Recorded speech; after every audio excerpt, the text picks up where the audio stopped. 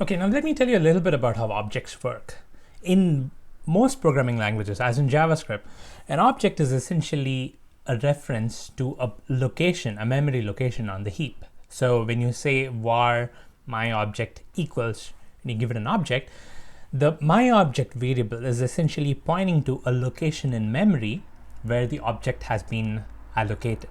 Okay, so this works in most programming languages, and it's something similar in JavaScript as well. So since this whole thing executes in the browser, there is this memory location in the browser's memory, the browser's memory space, which it's managing for your code, and there is this location allocated for your object, and your variable is essentially pointing to that object. Okay, you can have another variable which points to the same object by just saying var my object2 equals my object, in which case both my object2 and my object are essentially pointers to that single location in memory for that object. Okay, I'm assuming that you're familiar with object-oriented programming concepts in another language, and this isn't much of a surprise to you, right? So variables are essentially pointing to a memory location in an object. Now, what are the things you can assign to a variable? We've seen primitive types, right? We've said var variable name equals, and we've given a primitive type, and we've assigned different values like a string and a boolean and a number and all those things to that variable.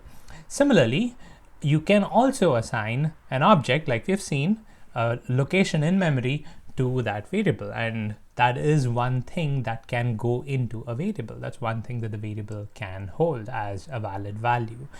Now, the thing to remember is anything that's a valid variable value is also an object property value. So just like you can have a variable which contains a number, you can also have an object property which contains a number or a string or any of those primitive types. So what's interesting here is just like you can have a variable which contains an object, you can also have an object property that contains an object. So that's pointing to an object. So you can have an object in which there is a property which is another object, right? So that object could have a property which is another object. So what we're looking at is nested objects.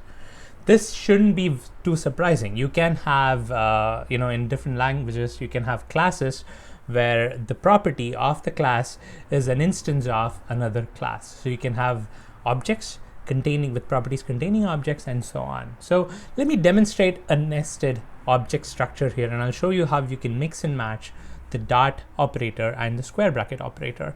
Now here I have the my object variable here which contains an object.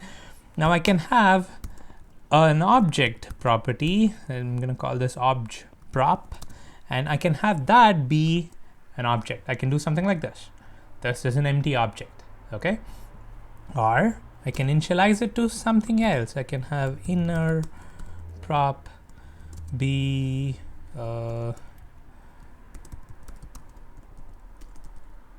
inner property. All right.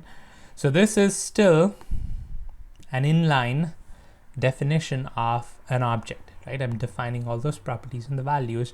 I just happen to have a property which is having a value of an object, and then I'm defining that object inline. Okay, this can be mixed and matched. So let's say I'm going to get rid of these two lines here.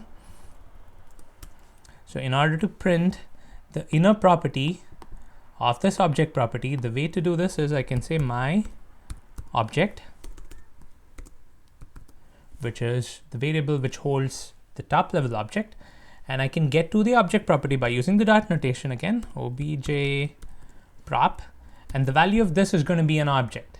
Okay, so I can console.log of this, and I'm going to get the inner object. You see here, I get the inner object. Now, what if I want to access the property of the inner object?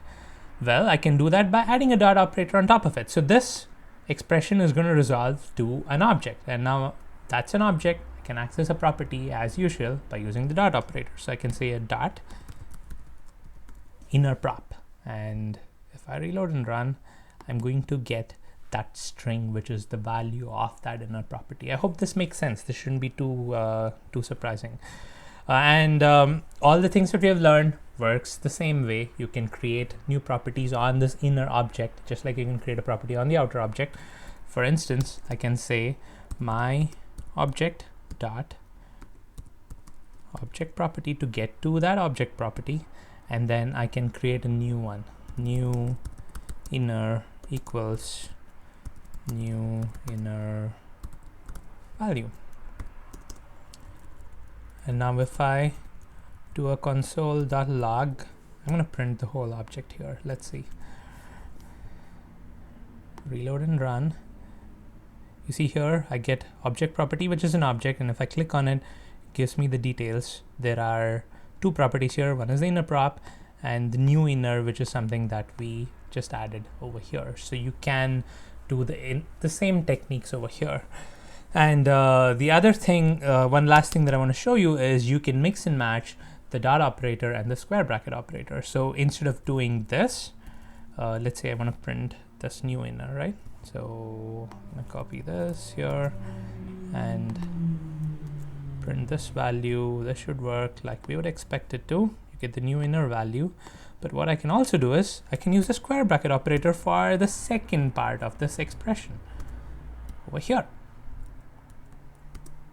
So I'm using the dot operator to get to the object prop over here, and then I'm using the square bracket operator to get to this property. All right, so I can potentially mix and match, and that works just as fine, just as well. You can, of course, you could have had the square bracket operator first and then the dot operator, which is all fine. It works the same way. So yeah, dot operator and the square bracket operator can be mixed.